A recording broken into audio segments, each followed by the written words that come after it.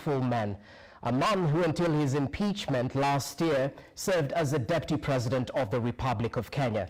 But since then, he's gone on an onslaught against his former boss, President William Ruto, and some of the Kenya Kwanza policies. We want to gauge his mind on the current political landscape, and his vision for Kenya in terms of his political future and whatnot. So much to talk about. Regarding Gachagua, once again, thank you so much for your time and welcoming us to your abode. Thank you, Rogers. Once more, welcome. And I take this opportunity to thank KTN for granting me this interview to talk to the people of Kenya. And from the onset, let me send my condolences for the loss of Njoroge Maura, a very renowned journalist. When KTN came into being in 1991, I don't know whether you were born. Let's not go there. Maura was very instrumental. Quite so. And we admired him a lot, so I want to send my condolences to his family, to the KTN family, and to everybody. Otherwise, I want to say welcome, and I'm looking forward to a good conversation. Asante, let's get right to it. And of course, we'll start with the very recent developments. You were recently in Meru. As a matter of fact, just yesterday, you launched fresh accusations against President William Ruto, alleging that he's orchestrating a plan to remove Chief Justice Martha Koome from office. Can you substantiate these claims? The claims that the purge in the Supreme Court, in the judiciary, is politically motivated? Yes, it is. I was Deputy President and Principal Assistant to President William Ruto, and I'm privy to many things. I also have a responsibility as a leader in this country to let the people of Kenya know what is happening. President William Ruto schemed a long time ago to remove Justice Martha Koome as Chief Justice and President of the Supreme Court because of refusing to be compromised. And he shared this with you? He shared with me, and many times he even quoted me that a daughter from the mountain is being problematic, and accused me of being unable to manage Martha Koome to do things the way the president wants. And I told him it's not possible. I had many discussions with Martha Koome, and she's a stickler to the rule of law and constitutionalism. She's a very respectable judge, very qualified, and she got that job through merit. And I was against it. And I think the matter was put on hold until I was hounded out of office. And the matter now has been put in top gear, not just to remove Martha Koome as a Chief Justice and President of the Supreme Court, but to remove the entire bench of the Supreme Court. And I must tell the people of Kenya that we must be very careful, because the president wants and pronounced himself before me many times that as president he needs to manage the electoral cycle from the IBC all the way to the Supreme Court. And many times he indicated his desire to have the entire bench replaced so that he can put in place a bench that will do what he wants. And that is very dangerous for the country, because if he puts a bench that he wants to manage the conflict, if any, after the elections, the people of Kenya will not accept it. And what is happening is very simple. The president has the numbers in the Judicial Service Commission. So any proceedings against Justice Martha Koome and the 7 judges and the other 6 judges will just be a kangaroo court. It will just be like what happened to me in the Senate and the National Assembly. It will be predetermined. The president will thereafter set up a tribunal himself, and he will determine the outcome. So what we are looking at, I'm not just defending Justice Martha Koome. It's the entire bench of the Supreme Court. These are judges of impeccable credentials. These are judges with proven track record. These are judges who have made monumental decisions in accordance with the rule of law and the Constitution for the benefit of the Republic. And if the president has his way, bulldozes through the Judicial Service Commission, where he has the numbers, these judges will not get any justice. It will be a kangaroo type of thing. And then they'll give a recommendation to the president to set up a tribunal to try them. And the outcome is predetermined. So I need to ask the international community to keep a very close eye on this country, because if the president succeeds in putting his bench at the Supreme Court, he will have completed the state capture. Already as we speak, he has captured Parliament, both Senate and the National Assembly. He has captured the opposition. The only remaining line of defense for the people of Kenya is the judiciary.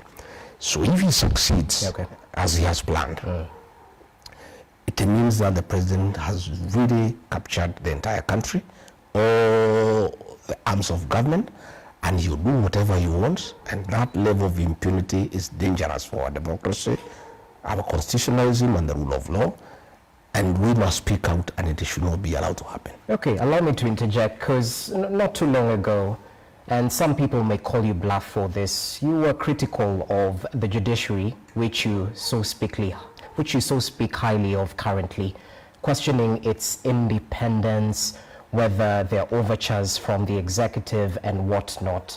So why should Kenyans believe that this is... I've never had a blanket condemnation of the judiciary. I have spoken about individual cases, which is normal, and that is why when the Constitution allows appeals mechanism, so that if you are dissatisfied with a decision by the High Court, you can go to the Court of Appeal. If you are dissatisfied, you can go to the Supreme Court, because judges are human beings. They cannot be perfect 100%, but you cannot remove the entire bench of the Supreme Court. And you see, what will happen is that the president will manage the appointment of the new judges through the JJC, because they are the ones who will interview and recommend for appointment. So what will happen is that if this is allowed to happen, one, is very dangerous for the country. You cannot have a vacuum where there is no Supreme Court, where an entire bench has been sent home as we process the tribunal mechanism. Again, the danger is there, because he has pronounced himself, and I have told you, he did in my presence, that we must have a Supreme Court that we control. In fact, he told me, once you are president, it is very irresponsible for you to lose an election. You must control the election from IBC all the way to the Supreme Court. And the president is determined, and I know him. And this was a private conversation. But I must tell the people of Kenya, because in fact, initially I thought it was a joke. I never imagined that any president anywhere in the world would ever want to disband an entire bench of the Supreme Court. I mean, it would cause, one, a vacuum that is unacceptable, a constitutional crisis, that a country can stay without a Supreme Court for a certain time. And it's a very dangerous thing, and we must not allow it to happen. Then tell me this, Bwana Rigiji, if I can call you that. Allow me to quote you verbatim, because while in Meru, you said this: "We are telling you, if you dare plan to chase Martha Koome, stay in Nairobi and do not step in Meru again." That's just a quote from your statements, and to some people this is a threat. This is incitement of the many people against the head of state. It is not a threat, it's not incitement. It's just a statement of fact.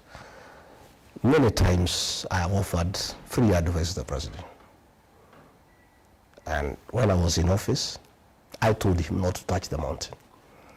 I told him not to interfere with the mountain politics. I told him not to attempt to divide Mount Kenya East and West. He disregarded me, called me primitive, called me retrogressive, called me tribal, called me all manner of names. Today, it has come to pass, he has lost the mountain completely.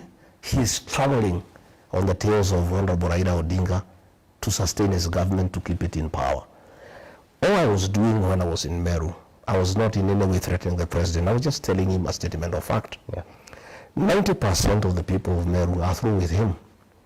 The remaining 10%, if he goes ahead to remove Martha Koome as Chief Justice and President of the Supreme Court, he will lose the other 10%. So I was telling him, there is no need for you to come to Meru anymore because people, they will not be hostile, they'll be cold and indifferent. So what happens if other leaders actually tell you, regarding Gachagua, you can't step in our region? I'm not saying I didn't, I just gave him advice. I said, I did not even say he shouldn't. I said, if you remove Mother Kome. Yeah.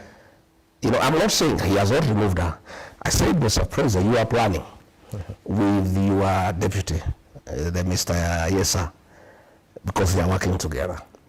And Mr. Yesa has been given the responsibility to make sure Mother Kome is out of the job. And in fact, the meeting that was held, and I've come to get the content, is that the president argues that Mount Kenya East cannot have the presidency and head of judiciary at the same time. Okay. Because Mr. Yesa is in the presidency and Mother Kome is in the judiciary, the president has told Mr. Yesa, if Mother Kome is not removed so that we can take this seat to another region, you will have to go yourself. So you must make sure that Mother Kome is out.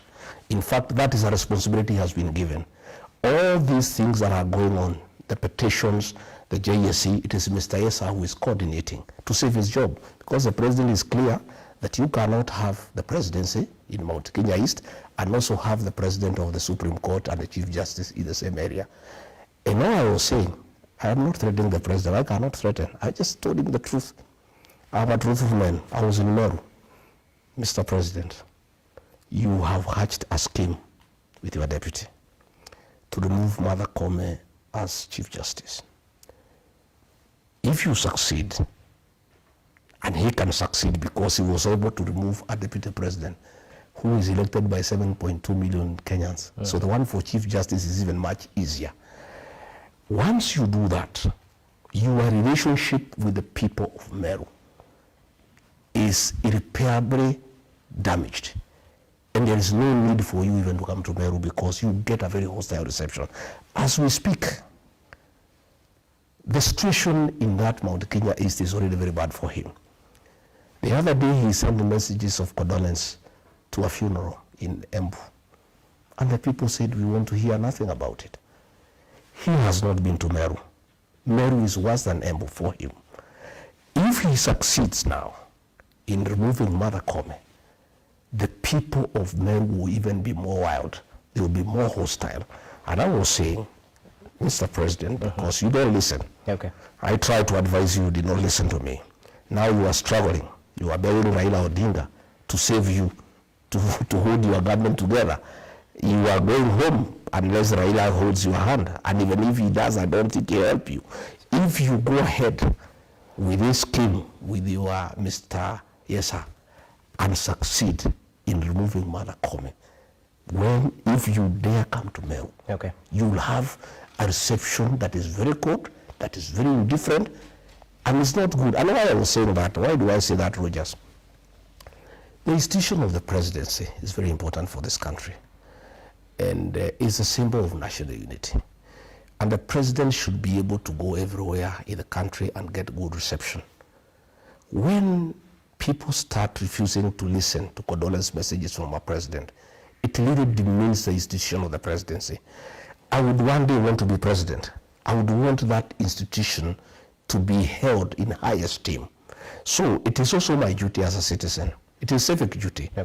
Where I find the institution of the presidency will be demeaned by acts of the president, to advise him to think twice of removing Justice Mother Kome. Again, I also want to advise him, please stop disbanding the Supreme Court. It is not good for the country. It will create problems. People will have serious doubts about the 2027 general elections, because if you put a bench that you have crafted, we already start going to the elections with a lot of doubts. And once people don't believe a process will be fair, we start on bad footing, and that is not good for the country. So let me ask you this, and perhaps just to quote the words of the current Deputy President, Professor Kithure Kindiki, who you're referring to as Mr. Yesa, perhaps reflecting on the headlines on The Standard. He said this in response to your statements in Meru. He questioned who defends the judges who may be innocent but do not have ethnic godfathers, perhaps hinting that, you know, the judiciary is apolitical. Politicians shouldn't perhaps interfere with the runnings of this independent arm? Mr. Yesa cannot have a different opinion. He is an employee of President William Ruto. President William Ruto wants to remove Martha Koome and the other 6 judges from the Supreme Court. So his work is to defend, but automatically. But the question... But I'm asking, he's trying to say that my defense of Martha Koome is ethnic. I want to ask Mr. Yesa, when I said that the Director General of the National Intelligence Service is incompetent, members of the Somali community came out with fury to defend him. I never heard Mr. Yesa say that that is ethnicity.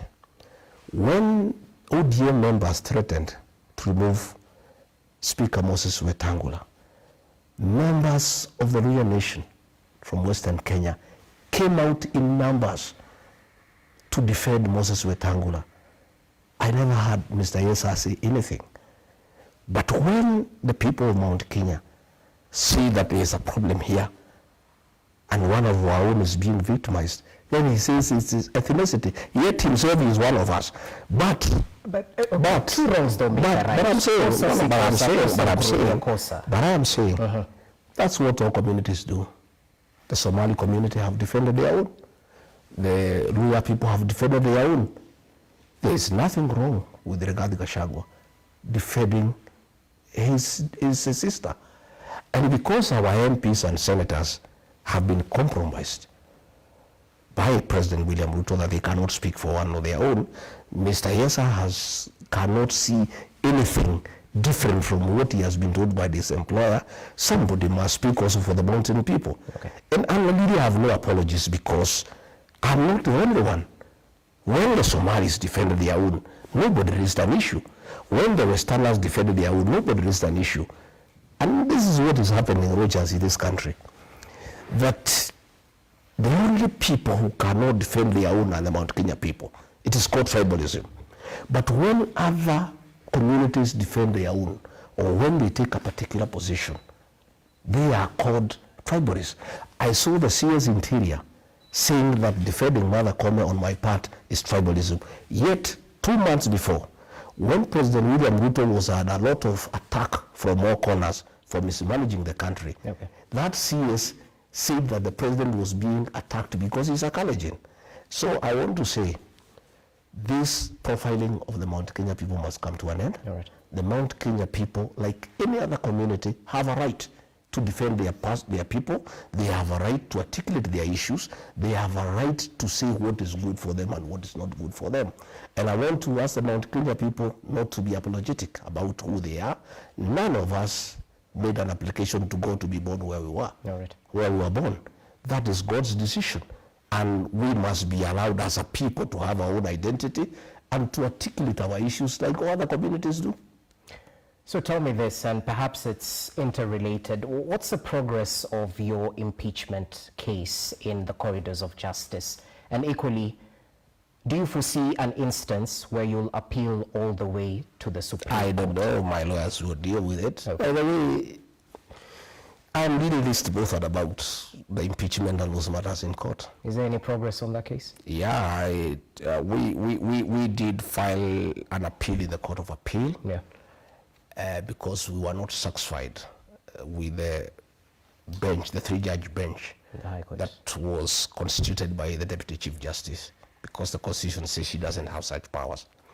But the judges ruled that they should go ahead, and we did appeal to the Court of Appeal. Today the matter was in court, and the Court of Appeal listened to our arguments and gave an order staying the proceedings before the High Court until the matter is heard. The matter is determined.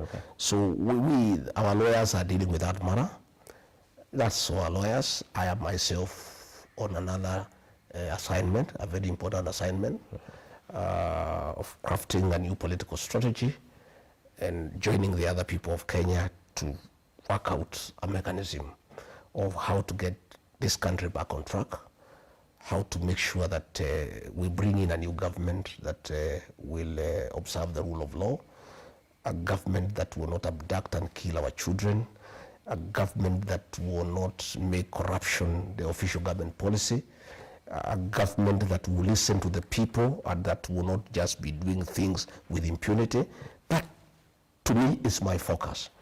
Whether I am cleared of the impeachment tag or not, it's neither here nor there. So what do you tell those people who smell a rat in your defense of Chief Justice Martha Koome, that perhaps you're foreseeing such a scenario where the Supreme Court, this very same judges, might be dispensing of your case? I don't think Martha Koome sat in the High Court where I don't think I got justice. She didn't sit there. Okay. It's other judges who sat there. And I don't know whether the matter will ever get to the Supreme Court or not. But I've told you that matter to me is a very small matter. Okay. And it does not inform my thinking. All right. And I am just concerned about this country, that it is irresponsible to allow the president to disband the Supreme Court. It's not good for the country. It will create a constitutional crisis.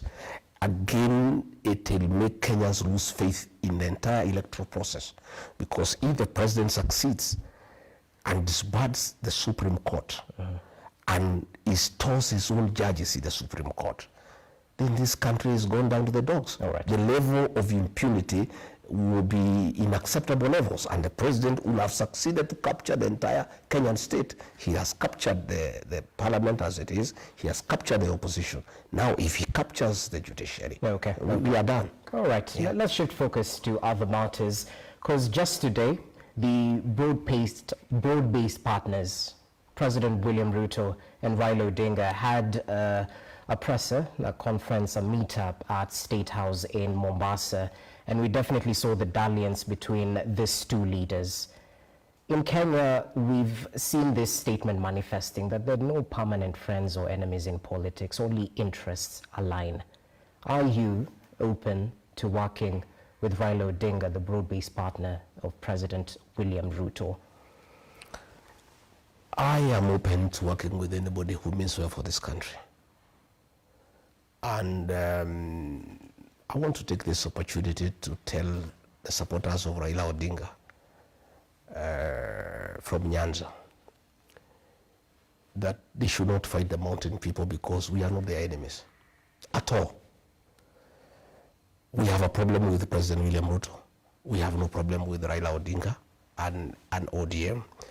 I saw after Raila Odinga lost the AUC elections, some people from Rift Valley, supporters of the president, and some supporters of Raila Odinga trying to blame the mountain people for the loss by the very simple fact some 6-7 women in Karatina Market had celebrated the loss. First and foremost, the Mount Kenya people did not have a vote at the AUC. In fact, our only participation in that election as people of Mount Kenya is that the man we made president had a vote. And if he did vote for Raila Odinga, as he says, okay, then the people of Mount Kenya supported the candidature of Raila Odinga. We have no problem with Raila Odinga. I've had a lot of consultations with the people from the mountain. In fact, I have done almost 400 meetings in the last 4 months. And we'll get to that.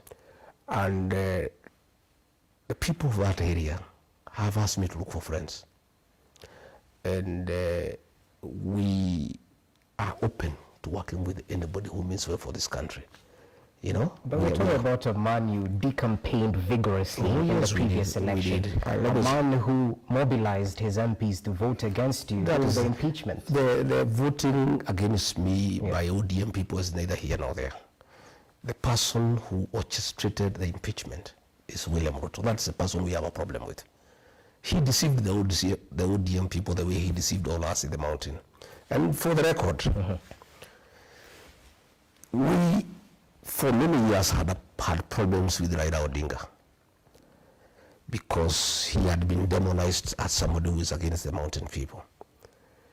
In 2020, President Uhuru Kenyatta convinced us that Raila Odinga is a good man.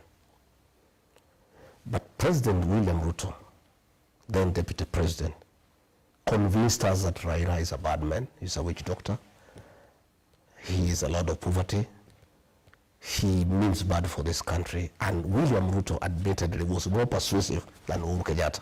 But you're on record saying this. No, I'm just saying, come on. He persuaded us, and after he became president, he looked for Raila Odinga and he said he's a good man. So, Raila Odinga has been claimed by everybody. President Uhuru Kenyatta said he's a good man. William Ruto, who told us he's a witch doctor, who told us he's a lot of poverty, who told us he has no plan, who told us he is randarous, who told us he's planless, today is singing praises for him as the best leader, not just for Kenya, but for Africa. So, we refused to vote for Raila Odinga, not because he was a very bad man, but William Ruto convinced us he's bad. Okay. Again, I must say that Raila Odinga was a victim of our community's distaste for betrayal.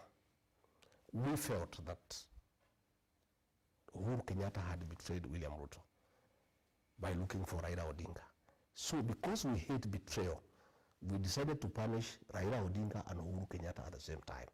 But still 1.1 million people from our region voted for Raila Odinga. But now that William Ruto has betrayed us, knowing very well that he is a beneficiary of our community's distaste for betrayal, we are through with him. So Raila Odinga is there. He has not betrayed us. He has not done anything so grave, that in our view makes it impossible for us to work together. But I have heard him say that he's going to consult very widely and he'll say the way forward. If he wants to be president, he can talk to us. We don't have a problem. And I also want to tell Raila Odinga and his supporters, I know I am not qualified to advise him, but from my working with President William Ruto, myself and my community, let them be very careful. I have heard them promise him to be Prime Minister. That is a lie, it's conmanship. There is no such position available in this country because it's not there in the Constitution. For you to create the position of Prime Minister, it means you have to change the structure of government. You would have to go for a referendum. Yes. Today, if there is a referendum, it will be a referendum against the leadership of President William Ruto. And you will lose in the morning. So that position of Prime Minister is not available. So who's playing who? No, William Ruto is playing Raila Odinga. Let me tell you. There is no such position. So it's just a con. Number two, I think to be fair to Raila Odinga, I think he has risen above that position of Prime Minister. The man has wanted to be president 5 times. He now wanted to be the chairman of the African Union Commission. I think taking him back to the position of Prime Minister is a bit demeaning. In my view, the former Prime Minister has 2 options, in my view. I cannot advise him. I cannot pretend I have the capacity to advise him. He either retires in dignity or he goes for the presidency. Because there is no way you can ask for the presidency for 5 times and then you demean yourself, you want to become a Prime Minister. No. I think that will be very, very demeaning. But again, finally, yes. I want to ask my brother, President William Ruto. Now that you say this man is a witch doctor, he's the Lord of poverty, he is the real problem of this country, you have changed your mind, you are saying he is the best for Africa, he means well for this country. Why don't you, if you are genuine, consider to do 1 term and endorse him to be president in the next election? If you really genuine that this man is so good, this man can sort out this country, if really that is from the bottom of your hand, of your heart, since you have done 5 years, you are going to do 5 years and you have not done very well, why don't you consider to allow this man to be president? So what I would like to say is that in my discussions with people, we have, by the way, I must tell you in those discussions, if you want me to tell you. And we'll get to we'll get there. Yes. But I'm saying we are not opposed to working with Raila Odinga. You're willing to support? Already we are working with Kalonzo Musyoka. Okay. We are working with Eugene Wamalwa. We are working with Fred Matiang'i. We are working with Eugene Wamalwa. We are working with all like-minded Kenyans. If Raila Odinga does not make a decision to destroy his legacy and support President William Ruto, and decides to join the rest of Kenyans in trying to liberate our country and get it back in the right footing, and calls upon us for a discussion on the possibility of working together in whatever formation. You're open to that? We are open to that discussion. We are not selfish people. Okay. By the way, myself and my community are on record having supported somebody else. William Ruto, he's not one of us. Today he's calling us tribalists, despite the fact that we supported him, knowing very well he's not one of us. Okay. And because we are not tribal, we supported him, and he became president. We also are amiable and ready, if need be, to support another person, maybe it Raila Odinga, maybe it Kalonzo, maybe Wamalwa. We can support anybody, and whoever we decide to support. And take it from me today, and you'll ask me 2 years from now. Whoever we decide to support, we have two options. We can have our own candidate from the mountain, and we are good. If we decide for whatever reason that it's better to support somebody else, whoever we decide to support, that will be the next president of the Republic of Kenya. Okay, time will tell. You said you're open to working with like-minded individuals. Yes. Yeah. Have you had a meeting with former President Uhuru Kenyatta? Did you bury the hatchet? Because there's some who still point fingers at you, blaming you for the push and pull after the current Kenya Kwanza administration came to office, that perhaps the raid at his farm might have been orchestrated by Rigathi Gachagua. Have you had a meeting with the former head of state ever since you were impeached? You know, Uhuru Kenyatta is my elder brother.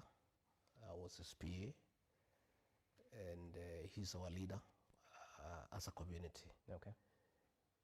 It is inappropriate for me to discuss him in public because I'm a junior elder in the community, he's a senior elder, and discussions of elders in our community is a preserve of that community. We're just asking if you met him. Come on. You're What a I'm truthful saying, man. what I'm saying Yeah. is that Uhuru Kenyatta is our brother, our son, and our leader. And he's retired, and we respect his status and his retirement. But when we need advice from him as a community, it's always available. So let me rephrase the question.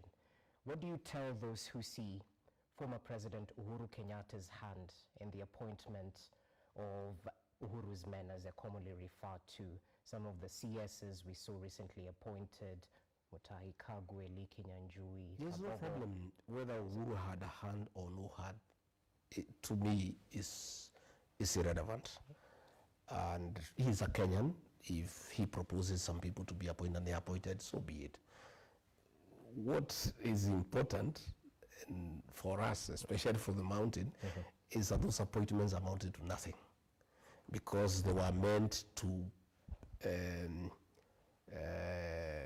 pacify the region that is very unhappy with the President William Ruto for deceiving them, for mismanaging the economy, and for destroying leaders in the region.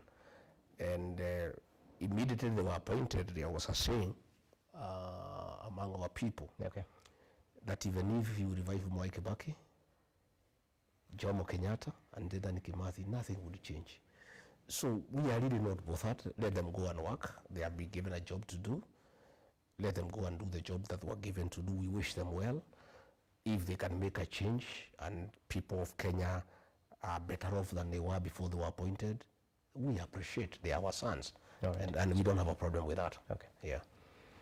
Why the delay in forming your political party? Because going by your own timelines, we were supposed to have that launch early this year. It was pushed, and now we expect that launch in May. What are you having challenges in registering? No challenges at all. Yeah. I had, when I left office, the people of my region felt that we needed to consult on the way forward, because as a community we felt very bad. The community felt totally misused by President William Ruto. They felt deceived, and we needed to consult extensively. And as their leader, they asked me to do that consultation. And I did a lot of consultation, the whole of November, the whole of December. I had hoped that I would have completed the consultations, but I hadn't by the end of December. Very many people still wanted to come and see me. You have seen even in the whole of January and February, they have been coming. Again, when we started the consultations, I had thought it would be a Mount Kenya affair, but I had not appreciated the interest my leadership had created in the country. And many other Kenyans from all other regions also wanted to consult with me, and therefore we had to extend our negotiations. But be as it may, our political party is ready, and for strategic reasons, I did not want to unveil it before.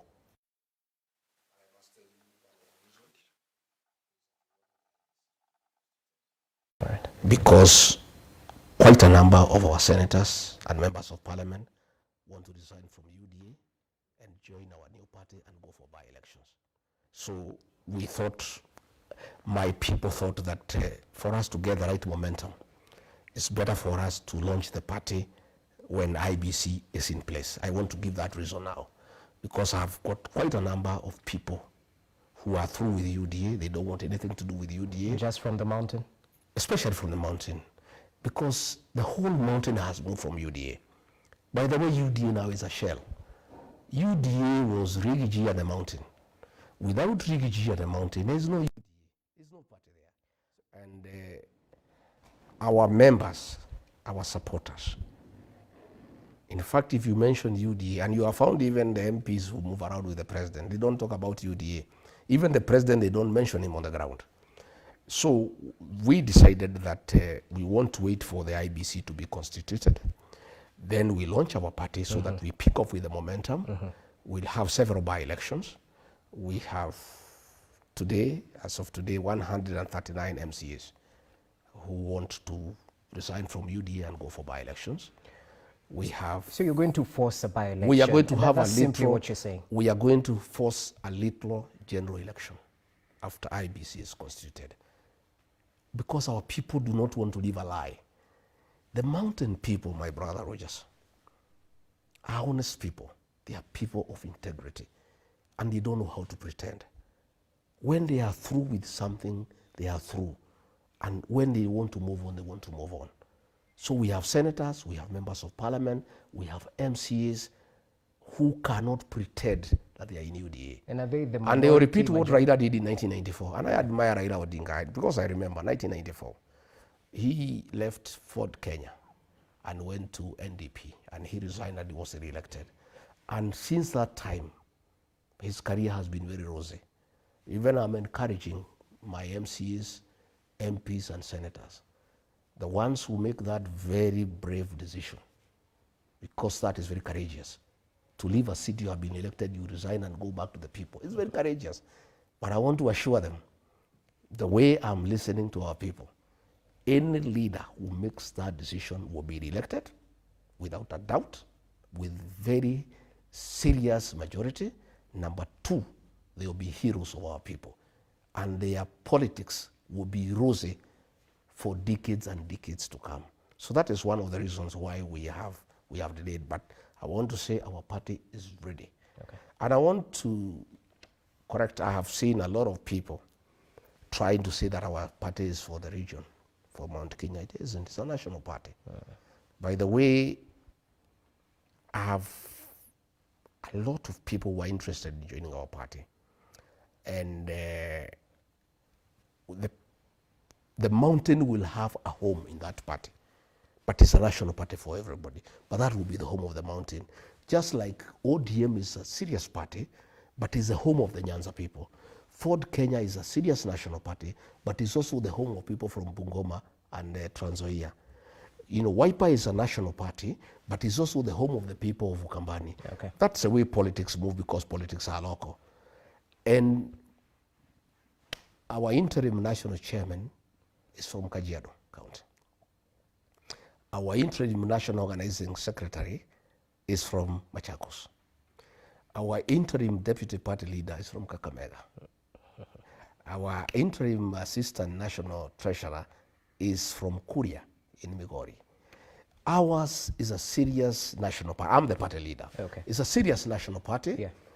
but it's the home of the mountain, and that brings in serious numbers, which is good for the party. Because the mountain, we have 6-7 million voters, so it's good for the party to have a base that is strong as part of the national movement.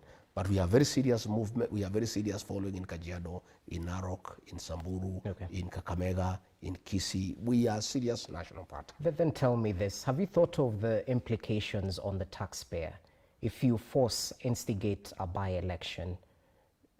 Isn't that a selfish move? It's not selfish at all. We just have to be honest. We don't want to pretend to belong where we don't feel comfortable. President William Ruto has hatched a plot to finish us as a people, to destroy our leaders, to destroy our businesses. We cannot pretend. The other day, he chased away our chairman of committees in the Senate and replaced them with ODM people. How do we then pretend? How does the senator of Nyandarua, who was a chairman of a committee, has been removed and replaced somebody from UDM, pretend that he loves UDA? So to hell with the taxpayers because of these leaders. There are many other things that money is being spent, and probably it is not a priority. Okay. So we are saying we need to fix our politics. There is no way you are going to chase away people who got you elected on UDA party and expect them to remain there to support you. They will not. Those people will move on and they'll go for a by-election and they'll be elected. They'll come back to parliament on another party that respects them. But you cannot mistreat people. You mistreat them. You treat them like rubbish, like toilet paper. They helped you be president. They helped you to form the government. Then you use that very government to punish them, to mistreat them, and then expect them to continue staying in UDA and pretending that they are very happy and that they love you and that they are comfortable. Okay. That is deceit. Okay. We don't want politics of deceit and comradeship.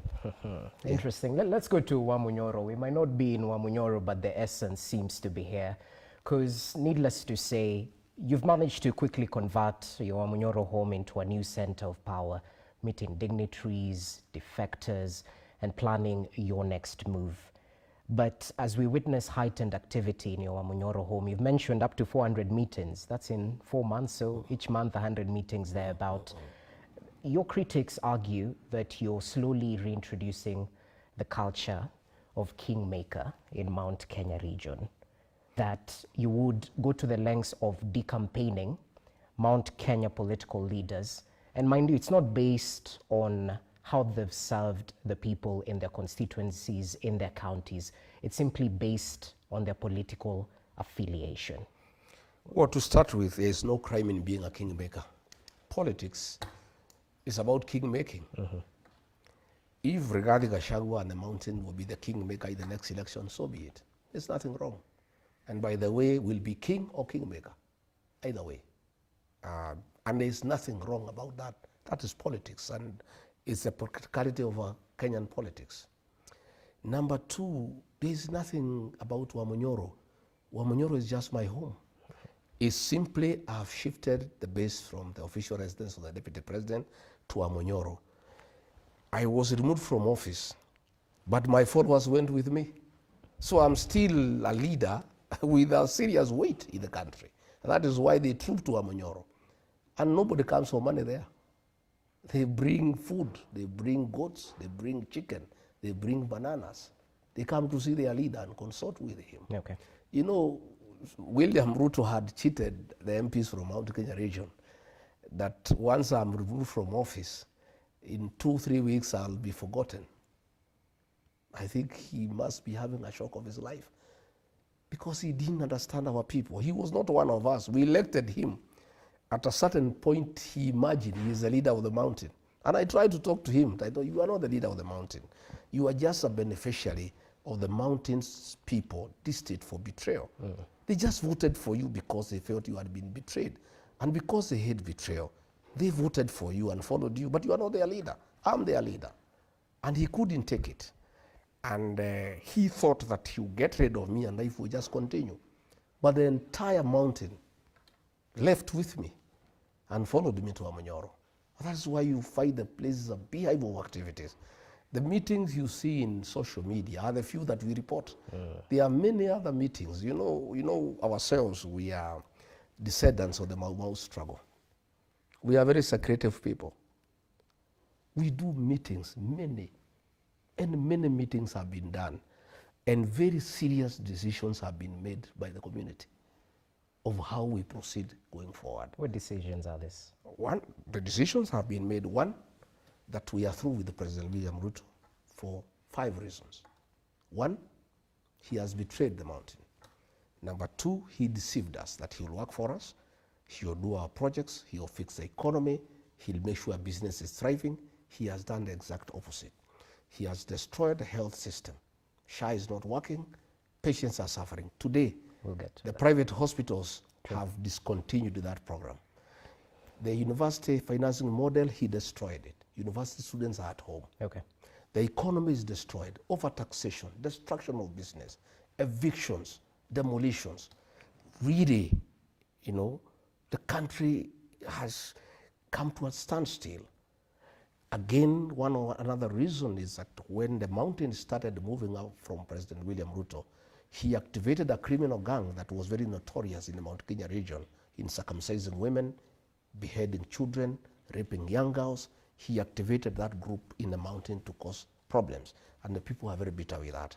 Again, another issue that people are very bitter is the introduction of alcoholic illicit brews in the region that I, as Deputy President, had successfully dealt with. And because of those reasons, and the most recent one that has really, annoyed the people of that region is his deliberate scheme to mobilize other communities against the mountain. You remember when he was in Mount Elgon, one of the MPs, one of his people, Wanyama, he told him to say that all other communities will gang up against the mountain people and isolate them. And since he spoke last, yet he claims every day that he's uniting the country. He never admonished him. Again, he has been using abusive language against the people of Kenya. That has really annoyed the people, calling people stupid, saying they are possessed by demons, and lacking respect for the people. And the people who made him president, the mountain people, because their vote was very decisive, it was 43%. He has turned against them, so they are through with them. So what they have told me in those consultations is that we must be in the next government through 2 methods. One, to consolidate our votes to 8 million votes and look for other friends and have a presidential candidate from the mountain. If we find the numbers are okay, we proceed. If we find the numbers are not okay, because this politics is a game of mathematics, we are not selfish. We are willing to work with other people, And Raila Odinga has been mentioned as a possible person we can work with. Kalonzo Musyoka has been mentioned. Eugene Wamalwa has been mentioned. Natebe has been mentioned. Even Matiang'i has been mentioned. And we are looking at all those options. And they have mandated me as their leader to continue engaging with everybody and come up with a formula, where the mountain people will be in government through their political party. This time, President William Ruto deceived me, and I joined him with my people without a political vehicle, and he shortchanged us, mistreated us, and he continues to do so. So we are going to have a political party with the mountain people and other Kenyans to engage everybody else. All right. And in fact, I was looking at it the other day with a few strategists from the region. And if we agree to support Kalonzo Musyoka, if we don't think we have the numbers, our first priority is that we are going to have a presidential candidate from the mountain, and we'll appeal to other Kenyans to support us. If we find it's not feasible, we'll support others. Kalonzo is an option. We looked at his numbers, our numbers and other numbers, and it's doable. Raila's is even more exciting, because because Raila already has 6.8 million. We only beat him by 200,000 votes. If we agree to support him, we could. I told you it's a possibility. With the 6.8 plus our 6, I've looked at his voting pattern. He normally votes between 10 and 11 a.m. If we agree to support him, before he votes, he'll be president. That you can take to the bank. Okay. We are looking at the Mulembe Nation. Okay. Their numbers are huge. A presidential candidate from the Mulembe Nation, supported by the Mulembe Nation when they are united. And I told them, I addressed them through the FM station. I said, Mulembe Nation, please unite. If the Mulembe Nation united and they have a candidate and we from the mountains supported them, they'll be president by 12 o'clock. The same with Matiang'i. So those are the discussions. Yep. And I want to confirm to the people of Kenya that we, the mountain people, are not selfish. We are very selfless. We will do anything for this country. If we feel that we need to support somebody else so that this country can be saved from the recklessness that is there, we will do it. We are on record that we have supported another candidate from another area, William Ruto, in a very difficult election, and he became president. So can you support William Ruto again? Is that no, William Ruto, we cannot support him. Okay. We are done with him.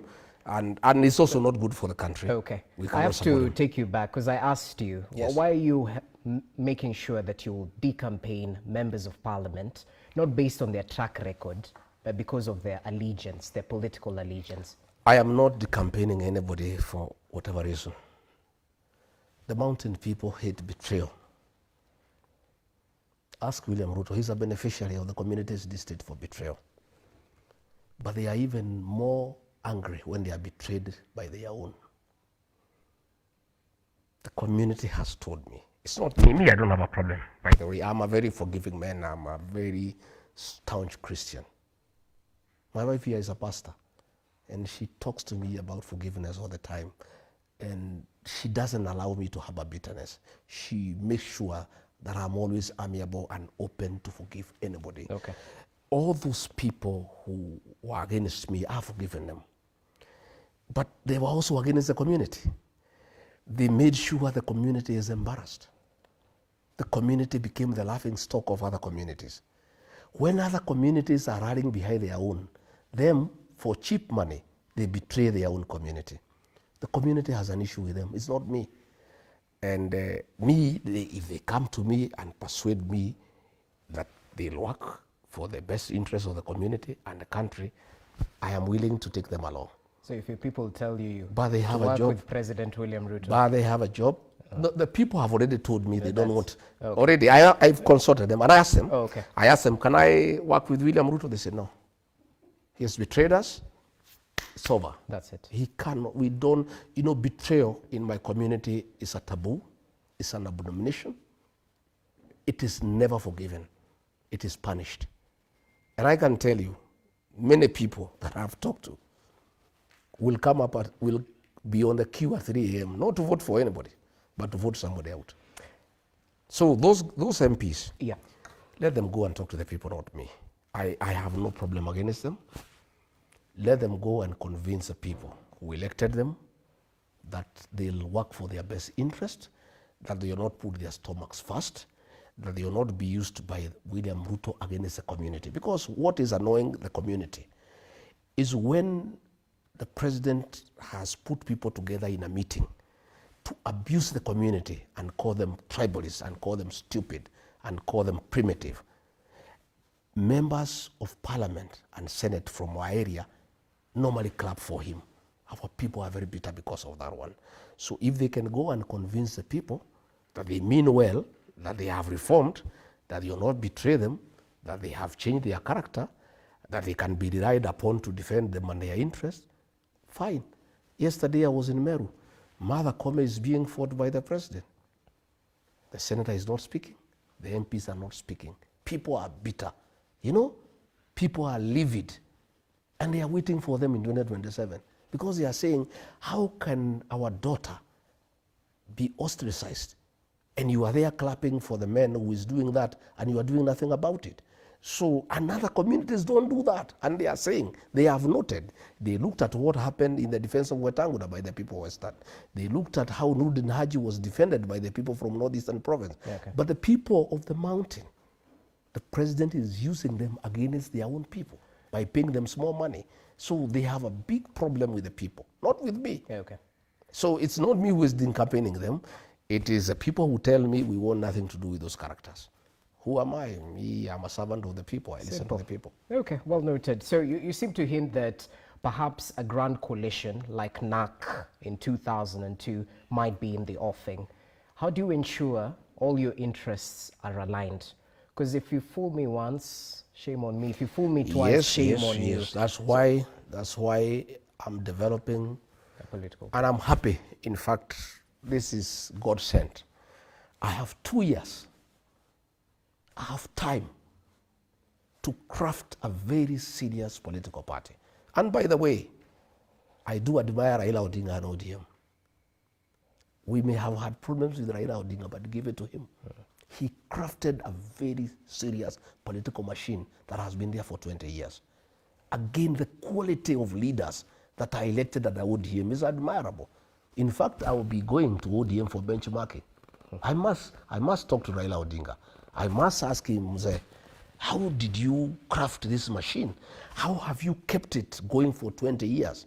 You know, ODM is admirable. So I have 2 years to craft a very serious political machine. I'll make sure that in whatever coalition we go with whoever, our interests are well anchored through a watertight agreement, so that again nobody will ever deceive us. Okay. We are all feeling very foolish as a people. In fact, one of the burden that I carry that is very heavy on me, that sometimes weighs me down, is just how foolish I feel at times. That I was deceived by Ruto because he was a Christian, he came with the Bible, I believed him. I never even asked we sign anything. I was so naive, I was so trusting. I sometimes it weighs me down, I cry at night. How foolish would I have been? And I'm a student of political science. But we say once bitten, twice shy. This time we'll be careful. I have very serious elders who advise me. I have very serious former civil servants who advise me. I have professionals, I take advice because I made wrong decisions and I sank my people into shame. I sank my people into desperation. God giving me another chance. I will not repeat that mistake. It's a commitment that I've given to my people that I'll be very, very careful in whatever arrangement I get into. It must be watertight. I must have very proper professional advice by lawyers, by people who have been in politics. Okay. And that consultation is going on day and night. You know, I sleep past midnight every day. I consult and I'll continue consulting. And from next week now, I'm consulting other regions because we want to work with the people of Kenya. Forget about what people say that I'm tribal. You know, Roger, you know Rogers, eh? Don't say politics is local. Politics is local. Let me tell you. Had that time. Let me tell you. How do you go to organize your neighbor's house when yours is in disorder? You first organize your house, your wife, your children, you make sure you are talking the same language, then you go and visit the neighbor. But you cannot leave your house, your wife is sleeping in a different bedroom, your children are not talking to each other, then you are going to the neighbor to tell them how they should stay together as a family. So I needed first to put my house in order. That's what a clever politician does. And I've done that successfully. Okay. Now that I have completed the unity of my people, and by the way, the president tried to divide Mount Kenya East and West. I stopped him and I'll never allow him. It will never happen. And that is why Embu is a no-go zone for him. And that is Mount Kenya East. You know, he sends condolence messages there, they are rejected. And that is Mount Kenya East because the mountain people are clever and they know their strength is their unity. So now that I have more or less completed 98% uniting my people to speak the same language, to have a single political party that is strong, now we are reaching out to other Kenyans, like-minded Kenyans, so that we can work together. Do you think he will shake off that regional tag, that tribalist tag? I don't need to shake it because it's not a bad tag. It's an identity. I'm Kikuyu, so But I did not apply True. to be born a Kikuyu. I did not apply to be born a Kikuyu. There is no crime I've committed by being Kikuyu. And there's no crime I'll commit by loving my people. There's no crime I'll commit by asking our people that we be united, because that's what all other people are doing. But it is only bad when it's done by the mountaineers. But when the Western people come together, that is regional integration. But to those who question your ability to rise above regional politics, to lead a country from a national point of view, not a regional point of view, what do you tell them? Rogers, I want to ask you, when I called a press conference in Mombasa to divert the Gen Z when William Ruto and the government were killing them, those Gen Z, were they Kikuyu? They were the children of Kenya. That is nationalism. When I was deputy president, I made sure that people of northeastern Kenya, nobody died from hunger. I have been to Mandera, to Wajir, to Garissa, distributing food, making sure the people of those regions are secure. When I defend the payslip holders, you know the payslip holders, their payslips have been impeached by William Ruto. They are very helpless. Their purchasing power has been eroded, and that is why the economy is crumbling. Because when you erode the payslip, that's the middle class, you diminish their purchasing power, then nothing goes on. There's no money in circulation. And I am saying we must form a government to rescue the payslip. We must dignify the payslip. And when we form the new government, one of the things that we must do, and whoever wants to be in coalition with me and my people, one of the things we must agree is that we must do away with housing levy, because it's not the business of government to build houses. It's a business of government to build roads, to provide water, electricity connectivity, to make sure there is a good working health system, to ensure people have security. That's the work of government. So these are some of the things we are going to do. So when I talk about the payslip holders, are those Kikuyus? They are the people of Kenya. My national credentials are good. It is only that President William Ruto has tried to create a narrative to kill my blood by branding me as tribal. Yet when I was supporting him, when I was mobilizing the Gema nation to support him, he used to call me all sorts of good names. He was fond of me. He would say how good I am, how people-centered I am. It's only when we don't agree, he says I'm a tribalist. This tribal tag that people try to put to me is a creation of William Ruto. Just the way he convinced us that Raila is a witch doctor. He's a lot of poverty. Now that they are with Raila, he has now zeroed in on Rigathi Gachagua as a tribalist. He says I'm primitive, I'm retrogressive, I'm incompetent. He is very good with words, and he's very persuasive. He's very abusive. You remember the abuses he gave against William Ruto. Those are the same now abuses he is targeting me. Every election he must have a target. Last election, the object of hatred created by William Ruto was Raila Odinga. He's a witch doctor. He doesn't go to church. He is the Lord of poverty. He is clueless. He has no plan. Now, this coming election of 2027, the whole game plan is Rigathi Gachagua. He's a tribalist, who ni mtu wa shares, huyu ni nini. But people are also very intelligent. People are very intelligent, okay, and they know now what they can trust and what they cannot trust. You can fool some people sometime, but not all the people. But you cannot fool all the people all the time. People have known William Ruto now. Okay. He's been unmasked. Those insults he gives against people, nobody now can believe him, because he's the one who told us Raila is a witch doctor. Today, 2 years down the line, he is saying Raila is the best man in Africa. So whatever he says now has no value. If in the unfortunate event, God forbid, okay, I went back to William Ruto and we patched up, he would now say Rigathi Gachagua is a nationalist. And now he's saying today I'm tribal. I am not tribal. That is a tag that William Ruto has tried to put on me, and in the fullness of time, the people of Kenya will know who Rigathi Gachagua is. They'll know what I believe in. And many people, by the way, believe me because I'm truthful. In difficult circumstances, when this country was burning, when the president said Gen Zs are criminals, it's Rigathi Gachagua who called a press conference and said, no, these are our children. They are our sons and daughters. And they should not be killed. They should not be abducted. They should be listened to. Since we have adequate time till 11 p.m., I just want to take you back to your sentiments about Raila Odinga, because in the event you choose to support Raila Odinga, what makes you think you'll succeed where Uhuru failed? Persuading the mountain to vote for him? I don't know. Well, let's cross the bridge when we reach there. Does Raila Odinga want to be president, or he wants to support William Ruto? I think let's leave that discussion to when Raila Odinga has made up his mind. If he decides he wants to be president, then we can have that conversation. I think right now it is premature to talk about his candidature because we are not sure. I'm listening to Ruto people saying that he'll support Ruto.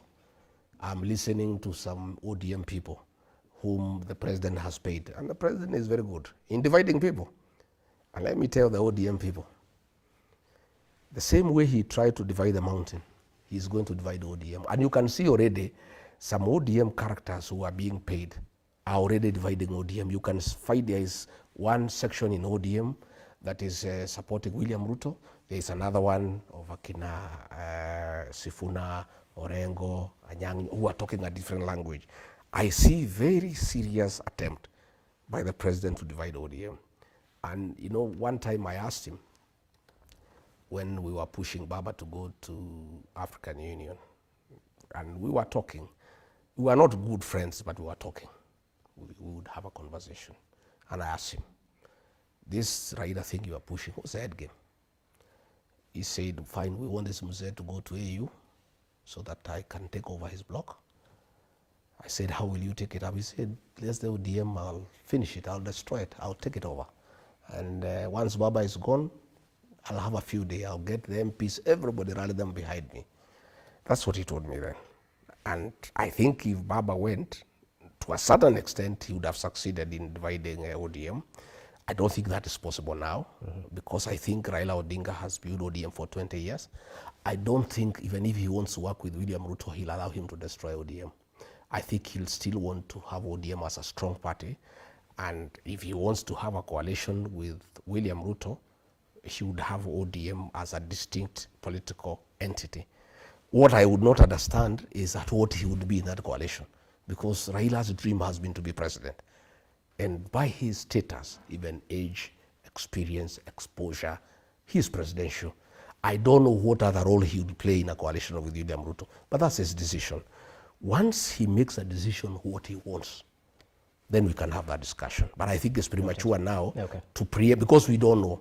Because I hear a lot of Kaluma, Junet, those they are saying that they are backing William Ruto.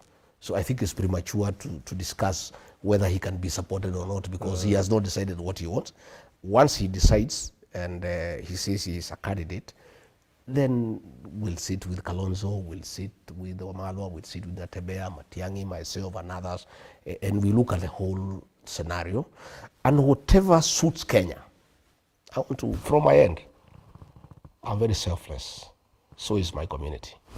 Whatever suits Kenya, whatever formula that can work to restore this country, to bring back our country, to fix our economy, to fix our foreign relations. As we speak, we are in very bad state. And even, by the way, we had a very good candidate for the AU seat, Raila Odinga. But the president buggered it, by the way. You know, and I feel for Raila Odinga. And by the way, I wished him well. And honestly, from the bottom of my heart, I really wanted him to be the AUC chairman so that he can have a dignified exit. This is a man who has gone through hell. He has been in detention for 8 years. He almost lost his family. He's a man who has really struggled.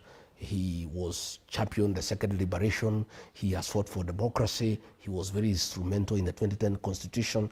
I honestly, from the bottom of my heart, felt that if he became the AUC chair, it was a very dignified exit for a man who has given his life for this country. It didn't work because the government buggered it. By the way, had President William Ruto kept off that campaign, Raila would have been elected. All right. The minute he made, people hate projects, not just here in the country, but even in Africa and the world. Raila Odinga was perceived to be a William Ruto project to take him to the AU to sort out his political problems in Kenya. And therefore, many African presidents had a problem with that, from what we gather. They said, we don't want William Ruto to dump Raila in AU to sort out his problems at home. So many people had a problem with that. Again, they were also not able to study the geopolitics in a proper manner and see how to handle them. Then the way the president handled the DRC issue, he rubbed many people the wrong way. Again, I don't know who advised these people. There was no need to take a cheering squad to Addis Ababa. This election is a highly diplomatic maneuver, whispering to the ears of presidents, because it was very demeaning to African presidents to think that you can persuade them to vote for Raila Odinga by bringing a cheering squad, singing Bado Mapambano outside the hall. It was very demeaning to African presidents. So that was a diplomatic blunder. It was a diplomatic blunder. Okay. This guy who won came with only 4 people. Because these are presidents, these are people who make decisions based on many facts. You cannot persuade them by cheering, by bringing a crowd to sing around there and all that. And even many diplomats were very offended by Kenya, by the kind of show that they took there to Addis. So the way that thing was handled, they goofed in a very big way. Since you're talking about diplomacy, I have to reel you into the predicament that Kizza Besigye is facing. And not just that. Recently, we've seen the Rapid Support Forces sort of mince their words in terms of whether they're forming a parallel government in Kenya or whether they're simply here to seek unity for the betterment of their country. What do you make of the diplomatic I think in all fairness, President William Ruto has messed this country in the international eye. He's doing all the wrong things. We have a policy of non-interference with the affairs of other countries. We cannot allow rebels who have been slapped with international sanctions because of genocide to meet in government facilities in Nairobi. You have heard Sudan now is threatening to stop our tea going to Sudan. And what is happening is that the president has put his personal and commercial interests ahead of the country's interests. That's the problem that we have. They are doing business with the RSF chief of gold that is being gotten from that area, brought to Nairobi and taken to Dubai. And you can substantiate Yes, I can. I have one time.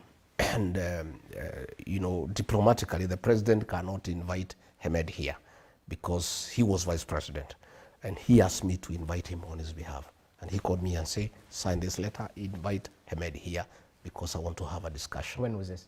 Sometime, 2023. Okay. And I did invite Hamedi and welcomed him and delivered him to the president. There was nothing about Kenya. They were just discussing business, about gold, about such other things. You were in that meeting? No, I introduced him and then I was told to leave because it had nothing to do with Kenya. How do you know this then? No, I'm saying if it had anything to do with Kenya, I would have sat through the meeting. But I'm the one who, after they were through, I'm the one who took him to the airport and I inquired and they are doing business. So it is putting Kenya in very bad light. Very, very bad light. And President William Ruto must accept that he will not be president forever. He cannot destroy this country and the way we are perceived by other nations. He must be a nationalist. He must rise above personal and commercial interests and put the country first. That group has been flagged by the international community and sanctions have been slapped against them for genocide and killing of children. But again, thinking about it, there's a saying that birds of the same feather flock together. They are killing children in Sudan, we are killing children here. So again, there's convergence. I think birds of the same feather flock together. But we are looking very bad. DRC, we have handled it very badly.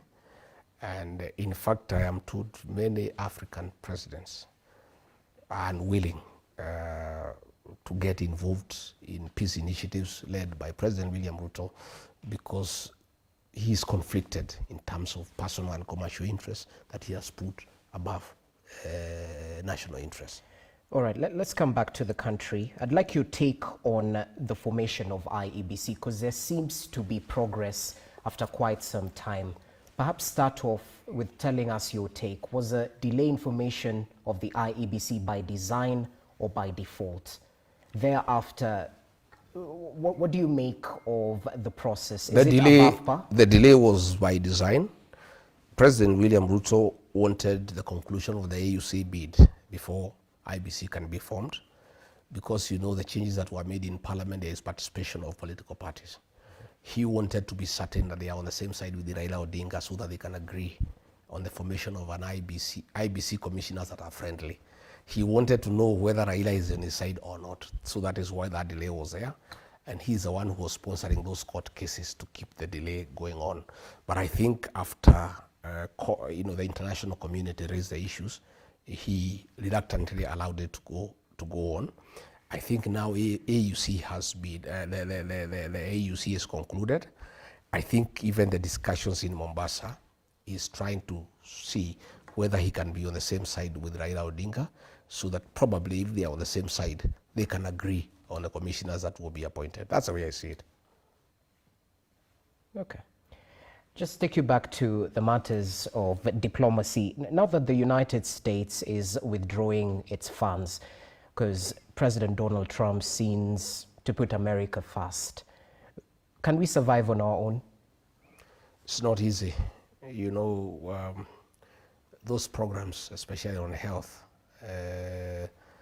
by USAID, were very, very, very important for our people. And those were serious funds that were coming into the country. It's a very serious gap. And you know, already we are struggling. You know, our economy is struggling even to fund, you know, to support our budget, you know, on the current and development expenditures. So the withdrawal of those funds for those interventions, especially in the health sector, is quite a serious beating to the country. I must tell the people of Kenya, we are having difficult time, and we just have to tighten our belts. Things will be quite thick as we move on, but we just have to struggle and see what to make out of it. Okay, well noted. I'd like to bring your focus to matters that are facing the Kenyan public. Yes. You've already talked about the withdrawal of the rural and urban private hospitals, yes, offering SHA services. I think they mentioned that they'll only offer emergency services. Apart from that, they're withdrawing services from SHA due to that figure, the NHIF arrears that haven't been paid till date. And it's not just that. There are a couple of issues still in the education sector. And recently you mentioned that, you know, the State House at Nairobi is the epicenter of corruption. So talk to us about this in light of the challenges we're facing. What's the solution? We're not here to whine, we're here to provide solutions as well. Rogers, President William Ruto said that he is a PhD holder. And the rest of us who don't have PhD should not tell him anything. I had some discussion with some people yesterday on Saturday night in Meru. And they were wondering if this is where PhD has reached us as a country, whether there is any need for anybody to ever aspire to have a PhD. All systems are destroyed. The health system has collapsed. Today, the private hospitals have withdrawn from SHA, and they normally take care of 47% of the country. So where do those people who go to the mission hospitals go? And this SHA thing was rushed because of corruption. The whole genesis of this program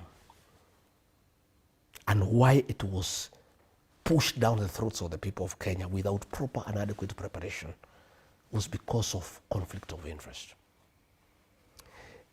There is a system, a management system for the shift program that is costing 104 billion Kenya shillings. That is the gist. And that is money that people are taking, people in government. More than 80% of that money will go to people's pockets. The NHIF had proposed that they only needed 700 million to upgrade their system, to manage the health system. Okay? So what has happened because of this corruption? There's a nation called Jayesh. He's the one who is behind this thing. He works with Adani on behalf of people in government. Because of that, the program was rushed without being thought through. There are people who are owed money by NHIF. Nobody talked to them. We just migrated to a new program without thinking through what it is. When we were campaigning, we had promised the people of Kenya that the ordinary Kenyans who are paying 500 shillings, we will take it to 300. What has happened is that nobody can afford this system, and the system itself is not working. So, a government that cannot have a working health system, I'm actually happy to be out of this government. I would be very embarrassed if I was deputy president. Today, I would be very embarrassed. When I meet old women and they ask me, you are the deputy president, we had a working health system before you took over. 2 years down the line, the system has collapsed. What are you? Who are you? I will be very embarrassed. In fact, sometimes I sleep here, I wake up at night, I'm happy I'm not deputy president. Because I would not know what to explain to the people. Okay. So, we are having a crisis of monumental proportions in terms of our health system. And I really feel for the people of Kenya. I don't know what will happen. Now that the private hospitals are withdrawn from the system and people are paying through their pay slip and they cannot access health care, what do? I was talking to some policemen today as I came from Nyeri, and they saw me on the road and they said, Afandi, we support you. We are complaining even more than ordinary Kenyans. We cannot access health care. The teachers are complaining. You know, the teachers had a good medical system with some hospitals. And a decision was made to remove the insurance so that it's given to some hospitals owned by that Asian called Jayesh. Today, teachers are going to hospital, they cannot access medical care. Everybody is crying. The whole country is in tears. And it's just 2 years down the line, you know. And I looked at, I saw after the AUC, I saw a fellow who works for the National Intelligence Service, an MCA from Nairobi here, called Alai. He wrote a big post trying to blame President Uhuru Kenyatta that he is the one who campaigned Raila Odinga at the AU. Okay. I want to tell those people of Ruto and ODM to leave Uhuru Kenyatta alone. Uhuru Kenyatta was president. His project did not go through. He conceded. He handed over power. Yeah, right. 2 years down the line, you cannot keep on blaming him for every problem in Kenya. Ricky, even when Raila Odinga does not succeed in AAU, you blame President Uhuru Kenyatta. Mr. Gachagua, President Uhuru Kenyatta left. Let me reel you in back to, away from Uhuru Kenyatta, because we've talked about that. Let's talk about solutions. If Kenyans are to trust you with the leadership of this country, what would you do different? First and foremost, Rogers, governance is about the people. The first thing you do if you want to govern well is to listen to the people and never assume them. Had we listened to the stakeholders in the health sector, we will not be in the hole we are in. The first thing we'll do when we form government is to call the stakeholders and listen to them. And the people of Kenya, my brother, are very knowledgeable. We have an abundance of human resource in this country. People are extremely intelligent and very knowledgeable. But we have a government that listens to nobody. Nobody talked to people in the health sector. You need to talk to the doctors. You need to talk to the hospital owners. You need to talk to the paramedics. You need to talk to the nurses. You need to talk to the patients. You need to talk to the ordinary people. But I know that we could reform NHIF at a very small cost of less than 1 billion shillings and just improve on what was already working. You know, the Englishmen say, if it's working, don't fix it. Would have just taken NHIF the way it was. So that's what you'll do? Yeah, take NHIF from where it was, talk to everybody, talk to all the stakeholders, because they know they are the people in the medical world. Then they what know. would you do about the proliferation of funds through NHIF? Because this was an issue, not just... That is what we should have dealt with. Okay.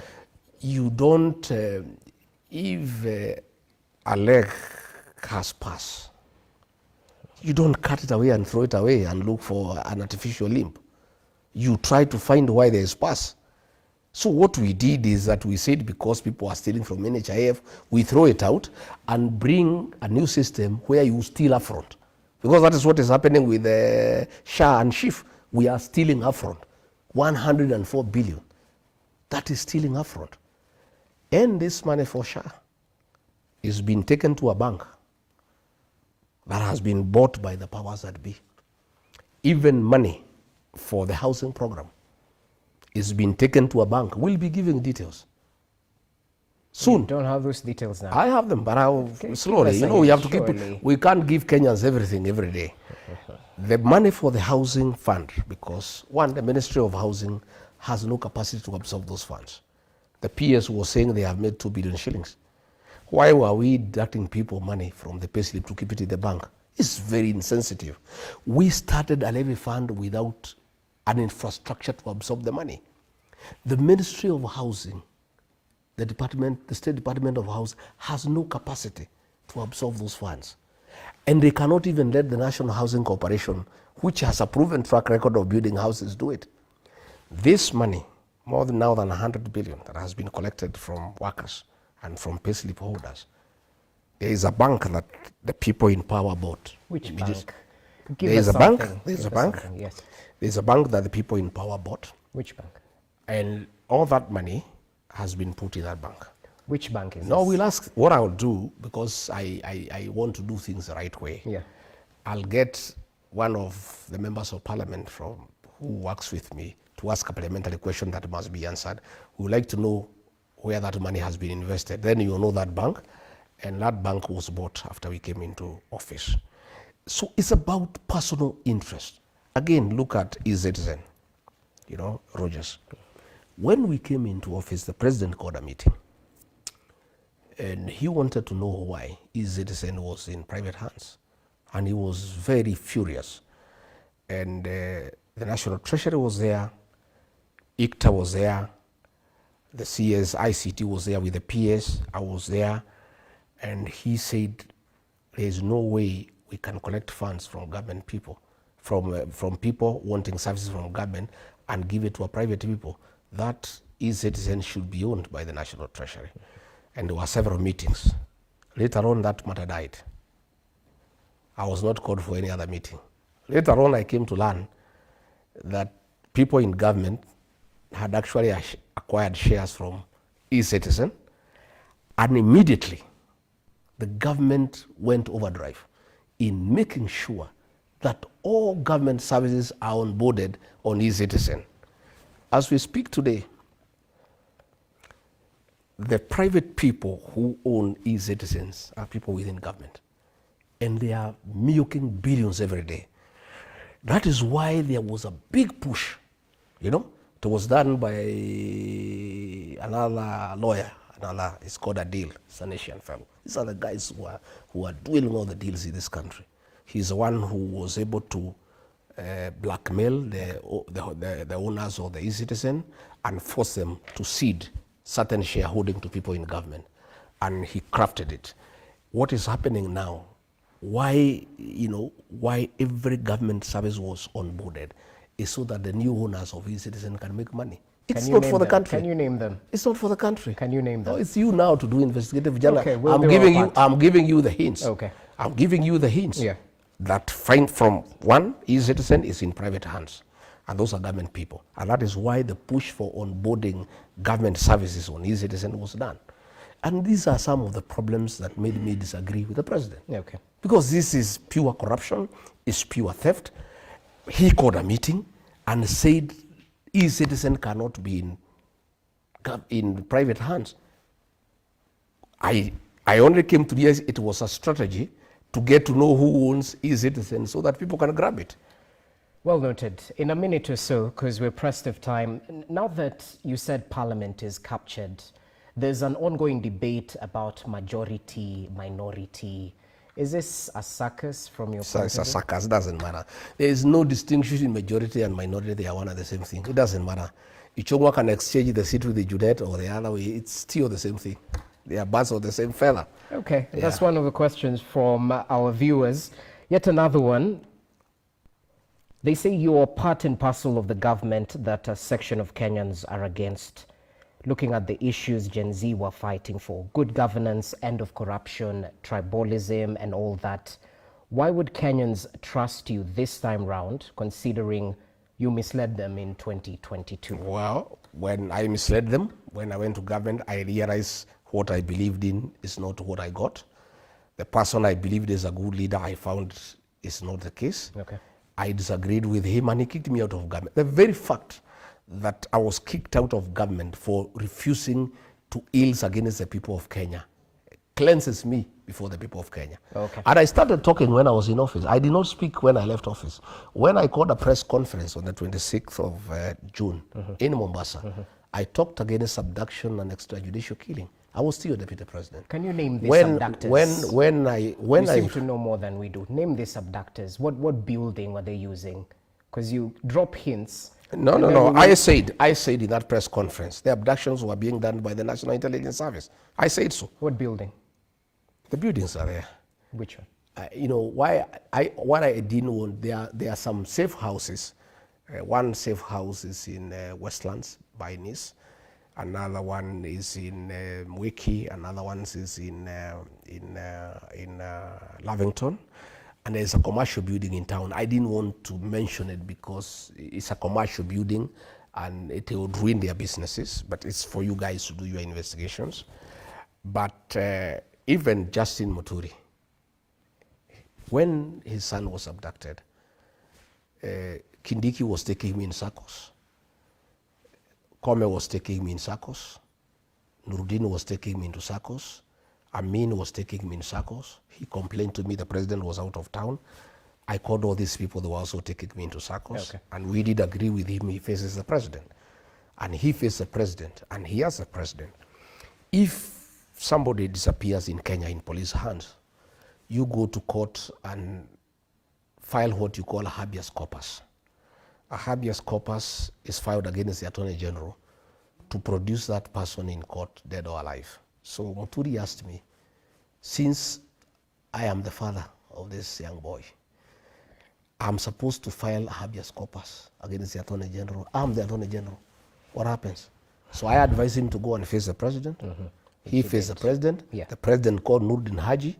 The man was released. So it is clear who abducts people. The president knew who abducts people because he knew who to call. Whoever was called released the young man. So what other explanation do you want? About it? Fair point. Yeah. As we finalize, I'm still getting questions, and there are quite a couple, about you making claims during your engagements with people, with members of the Fourth Estate. Why should Kenyans trust you now? Yet you didn't speak sooner. At times, people point towards the 2023 protests where, is it up to 30 lives were lost, and you put the blame squarely on Raila Odinga then. This time around, Gen Z... That is the information that I had. You know, my brother, for you to make an informed decision, Yes. you need to sample. You need to experience, The first year in government, I trusted President William Ruto. When he told me the housing program is a good thing, I believed him. until later on I realized it's a business enterprise for creating opportunity for people in government to sell cement, to sell steel and mabati as proxies to companies that provide these things. And I disagreed with it because I did not have that prior information. E-Citizen, when we were onboarding those services, I believed it's a way of enhancing revenue collection. Only later to know that people in government had acquired E-Citizen. Okay. So people cannot say I did not speak then. But the minute I realized there's a problem, you know, the first 1 year I played along because I was persuaded.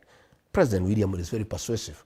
Until now, because I'm fairly also intelligent, started putting 2 and 2 together to realize that this government is a commercial enterprise. So you realized, did you realize in the first year that there were a couple of issues later you on, still kept quiet? Later on along the way, but I kept on asking him so that we can remedy. I also did not want to rock government. I'm a responsible leader.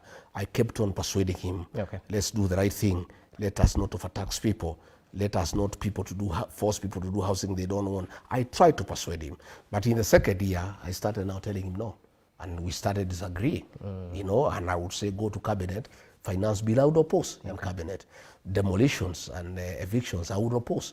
But the first year I tried to persuade him because I didn't want to rock the government. I wanted to be a loyal deputy. I wanted to be supportive. But when I realized that the government is against the people of Kenya and it's a commercial enterprise, everything in this government is about deals, you know. There is no decision that is made without a commercial interest, including our foreign relations. Did you make these deals yourself? I made no deal. I like somebody to say, regarding Gachagua did this one deal. Are you a bitter man? I have no bitterness. At all? But I carry people who are bitter. I have many people who are bitter with me. My community is bitter with me. They are learning, they are forgiving me slowly. But many are not able to forgive me because I came and said, William Ruto is a good man. They asked me, do you trust him? I said, yes. Have you made sure our interests are taken care of? I cheated them, yes. Because I believed him, I trusted him. When I went later to tell them I had nothing written, they blame me up to today. So I'm a leader of a very bitter people. But myself, I have no bitterness. I'm an easy guy. You can see I look happy. I sleep well. I am more easy. I have time for my family. I have time for friends. I also have time to listen to the people of Kenya. All right. And I am also a very hopeful man. I'm sure, you know, God is with us. And in the fullness of time, I'll be vindicated. And for my people from home, from my region whom I wronged, I'll do everything possible to fix the wrong, so that I also, you know, persuade you that I was conned like you are conned, I was deceived like you are deceived, and I'll have the opportunity to right the wrongs that I did. Okay. I will be more careful, I will be more thorough, I will be more consultative, I will not assume anything, I will treat everybody as a suspect until proved otherwise, so that we don't make wrong decisions that can put our country where we are. Well noted. As we finalize, speak to the nation, those who are yearning for solutions due to the predicaments they're facing in the Kenya Kwanza government. Equally, your political path, speak to that. I would like to tell the people of Kenya that Kenya is a beautiful country with good people who are very hardworking, very industrious, very enterprising. The problem of Kenya is one of leadership. There is a book I read sometimes back called The Problem with Nigeria. And it says Nigeria, there is no problem with Nigerian air, soil, the people. The problem is leadership. The problem that we have in Kenya is one of leadership. And the first solution to all the problems that bedevil our motherland is to fix the leadership, is to get the right leadership. People who are patriotic, people who put national interest above their personal interest, people who listen to the people of Kenya and not abuse them. Because it is very bad to abuse people and insult people when they tell you the way they want to be governed, because people must be allowed to see the way they want to be governed. Because at the end of it all, the sovereignty of this republic rests with the people. So the first thing we must do is fix the leadership. Once we fix the leadership, the other things will follow. I am very hopeful that the people of this country at the right time will fix the leadership, and from there things will get better. I want to say my people who think the way I do, the leaders in the Senate, in the National Assembly, I feel for you the way you are being harassed, the way they are getting trumped up charges against you. The MP for Juja, because of questioning the funds for AUC, was arrested, and he has been charged with a crime that is alleged to have been done 30 years ago in 1994. Today, he's being arrested and charged with a matter for 1994. It's harassment. There is a scheme to plant bangi and arms on Senator Karongo Thangwa, so that they have tried to look for something to arrest him. They want to plant bangi so that they can arrest him. They have been trying to get charges against me. A whole unit called the Economic Division at DCI, about 16 people have been assigned to turn my life upside down. Right. And see whether they can get something to take me to court. My own children have been harassed. They used to have a place they were doing business. They have stayed there for the last 7 years. The person who had listed them, the office was called and threatened that you must cancel the lease and throw them out. They were thrown out at night by policemen, and they came here crying. I said, it's okay. Your father has taken a certain decision. He's your father, so you must suffer the consequences. So I asked my children just to take it easy. These things will go. No situation is permanent. I must say that I'm embarrassed that President William Ruto had promised that he will never use the criminal justice system to settle political scores. He has even perfected it more than the fourth administration. You know, people are being harassed. Our friends are being followed everywhere. They are being threatened by KRA. They are being threatened by asset recovery. It's very unfortunate, but it's okay. There is nothing we can do. Time is healing, and time has a way of sorting out these things. So I want to tell the people of Kenya to know that regarding Gachagua, with other leaders who are patriotic, I will do everything possible in their limited means to make sure we fix the governance in this country and accord the people of Kenya an opportunity to fix what is wrong. And I am very hopeful that there will be new leadership when the elections are called, and with leaders who put the interests of this country first, and then we can fix the economy and we can fix all the other things that go with it, the health system, and mostly important, restore the dignity of the payslip. That's a commitment I want to give to the middle class. All the people who have payslips, we are committed, we'll work for you. You will serve for the next 2 years. Muvumilia too, because there's nothing we can do now, because Parliament has been captured, so it cannot help you. Opposition has been captured, it cannot help you.